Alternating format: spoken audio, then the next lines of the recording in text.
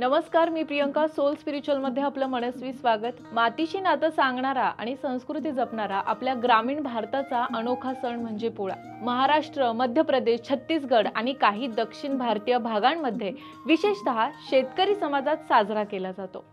हा सण का साजरा करतो बरं आपण? तर हा सण म्हणजे बैलांप्रती कृतज्ञता व्यक्त करण्याचा खास सोहळा. आपल्याला तर माहितीये, बैल हे शेतकऱ्यांचे महत्त्वाचे सहाय्यक असतात.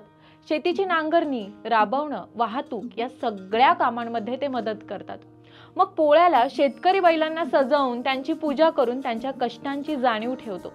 खरं तर पोळा सण सामाजिक एकोप्याचं प्रतीक आहे.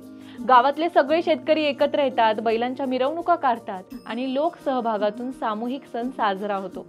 पोळा सणाच्या निमित्तानं लहान मुले बैलांच्या मिरवणुकीत सहभागी होतात. यामुळे संस्कृतीचा, परंपरेचा वारसा पुढच्या पिढीकडे पोहोचवतो. पोळा येतो श्रावण महिन्यात, जेव्हा शेतीची पेरणी झालेली असते आणि पुढचं शेतीचं कामकाज थोडं कमी असतं. त्यामुळे बैलांना आराम द्यायचा आणि त्यांनी आजवर जे कष्ट केले, काळ्या मातीची सेवा केली, तो लक्षात ठेवायचा हा दिवस.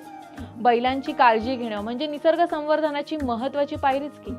पोळा सण शेतकऱ्यांना त्यांच्या पाळीव प्राण्यांच्या आरोग्याकडे लक्ष देण्याची आठवण करून देतो.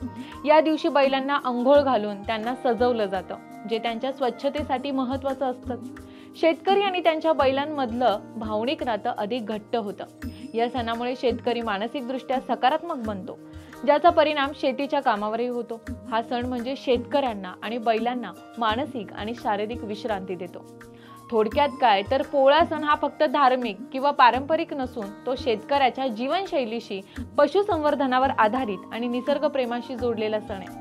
त्यामध्ये सांस्कृतिक जाणीव, सामाजिक एकोपा आणि वैज्ञानिक दृष्टिकोन यांचा सुंदर संगम आढळतो.